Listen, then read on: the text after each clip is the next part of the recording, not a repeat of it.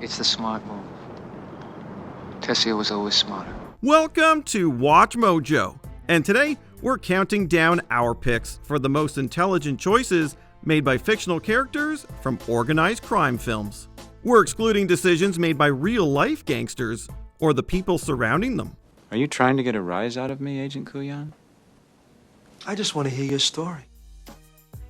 Number 10, phone calls. Casino. When you're involved with the mob, you have to be careful about talking on the phone. This inspires Sam Rothstein and Nicky Santoro to get creative with their conversations. Hello. Listen, I gotta meet Cleanface right away. What about the Chez Paris? You can't. You gotta make a reservation. It's all booked up. Knowing that the authorities are listening, the friends devise various codes and parameters for conducting a call. It's okay, I'll use the service entrance. I'll see you at 9. They employ seemingly mundane phrases in order to send messages, causing unaware listeners to think they're having an innocent talk. The associates also use their partner to disguise part of a call, throwing the FBI off their scent. So on routine calls, they have to click off after a few minutes. Yeah, get a sprained fucking elbow. Yeah. Meet me at 3. Wow, Caesar's? 100 yards further down the road. Why? Don't ask questions, just be there. Both methods allow the Vegas mobsters to avoid any evidence that they ever conducted unsavory business over the phone. Number 9, Killing Don, Sexy Beast. Trying to enjoy his retirement, Gary Dove thinks he's left the criminal life behind before Don Logan shows up. Look, Don. Look, Don. It's like this. Like what?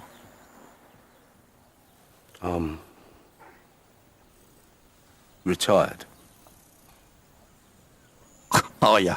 The latter gangster wants the former man for a job and doesn't take no for an answer. After suffering through Logan's verbal and physical abuse, Dove and his allies decide to fight back. I'll have that.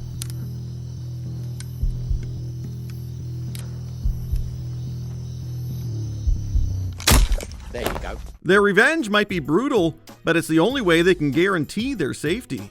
It also means they don't have to hear the menacing characters speak or threaten them again. The group gets rid of the body, realizing that they've probably done the best thing for all of them in the long run. You were right, Dom. Technically speaking, you were right. But you're dead. So shut up. Number 8, using Bernie Birnbaum, Miller's Crossing. In this lesser-known Coen Brothers gem, Gabriel Byrne's Tom Reagan finds himself in the middle of a power struggle between two dangerous mob bosses. Sorry, Casper. Bernie pays for protection. Listen, Leo, I ain't asking for permission. I'm telling you as a courtesy. I need to do this thing, so it's gonna get done. The plot is a spiderweb of deceit and alternating allegiances, and Tom intricately plays both sides against each other. The bow that neatly ties his plan together is Reagan's climactic murder of Bernie Birnbaum, something he'd wisely chosen not to do earlier in one of the film's most pivotal scenes. Shut up. You have to disappear, you have to blow for good. No one can see you, no one can know. God bless you. Go somewhere no one knows you. Anyone sees you, you really are dead. I don't care, you're not my problem anymore. Of course not. Of course not. You've done your share. Thank you, don't worry. Tom successfully manipulates Bernie into killing the rival Italian gang leader. He then puts Birnbaum to bed with the fishes, using him as a fall guy and effectively ending the turf war. So what's in it for you? There's no angle. You can't just shoot me like that.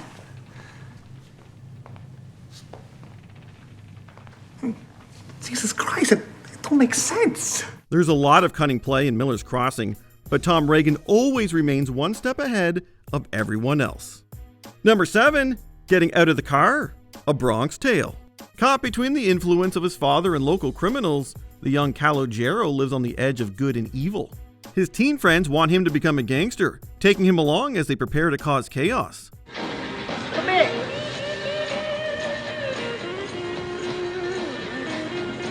The benevolent boss, Sonny, stops them in time to get his protege out of their car. By following his mentor's advice, the hero avoids a grisly death by Molotov cocktail.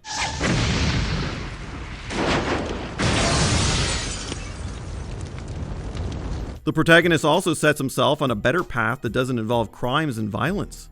He could have gotten back in the car, but he ultimately knows that his friends will only keep leading him into danger. But one thing I knew was I was grateful.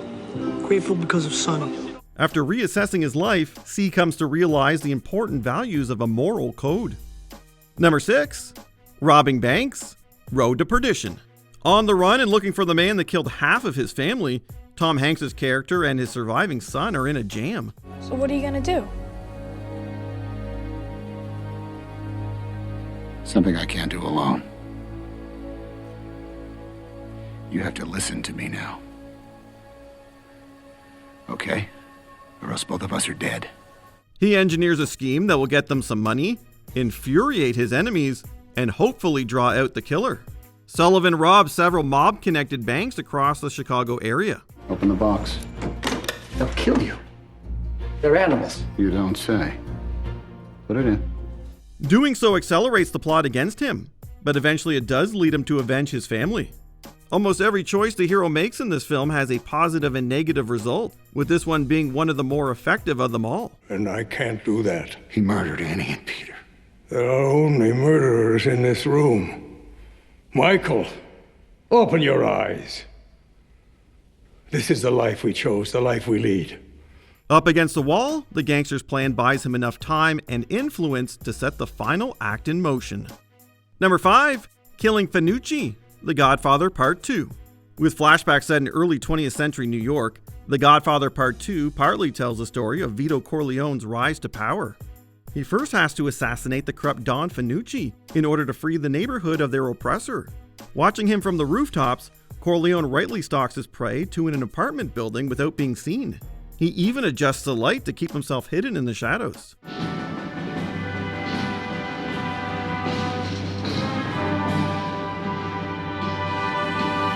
With fireworks outside and a towel concealing his shot, the hero takes out Fucci without drawing any attention to himself. You can see how this guy later becomes Don with all of his street smarts.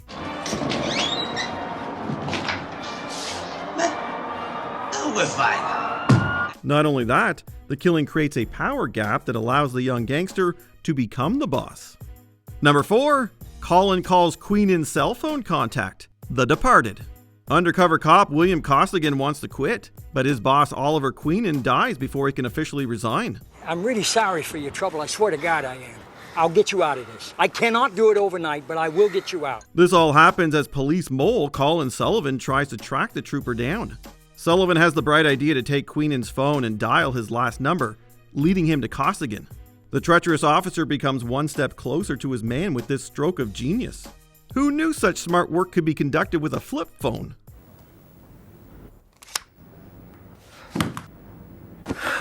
Ultimately, this leads the two to meet after the death of the mob villain Frank Costello. Before setting up a violent climax, Sullivan makes a significant break in the case with the help of some basic 2000s technology. You called this number on a dead guy's phone. Who are you? Number 3. Calling the Wolf, Pulp Fiction. After Vincent Vega unintentionally shoots Marvin, Jules Winfield stashes their suspicious vehicle at his friend Jimmy's house and seeks the advice of Marcellus Wallace. And wait for the wolf, who should be coming directly. You sending the wolf? The crime boss makes the smart choice of hiring the punctual fixer Winston Wolfe. Brought in to clean up the mess before Jimmy's wife returns, the cool character puts everybody to work in order to resolve the situation. If I'm curt with you, it's because time is a factor.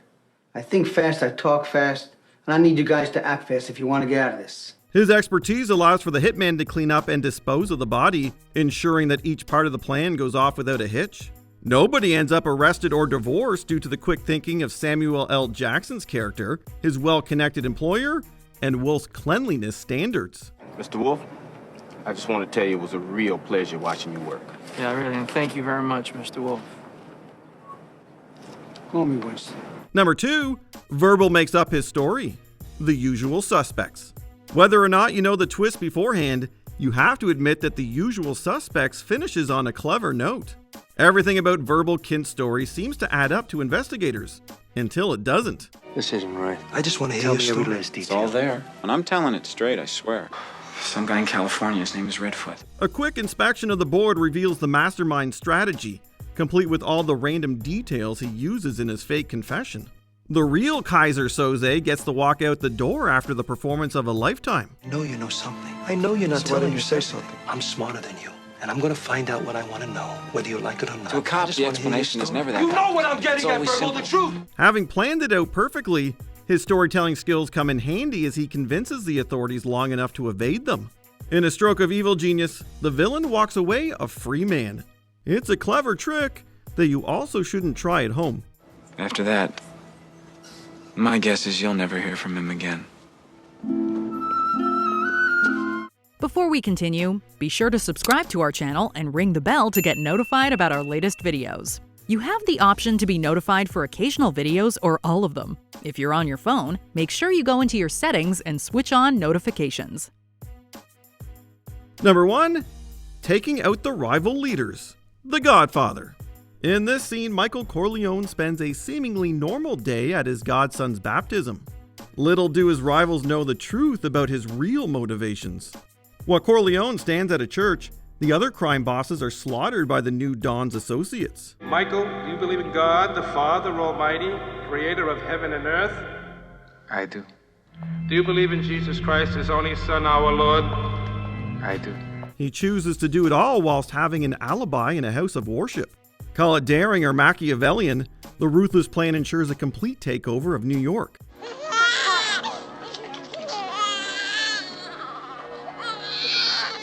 It's also a surprise attack that nobody has any time to retaliate against. While he might have a corrupt soul, the war veteran understands the mobster playbook well enough to eliminate the competition. This isn't the only smart decision in the movie either, as there's also the famous planting of a restaurant bathroom gun. Did we forget another smart decision from a gangster movie? Let us know in the comments below.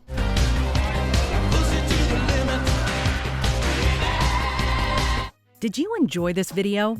Check out these other clips from WatchMojo, and be sure to subscribe and ring the bell to be notified about our latest videos.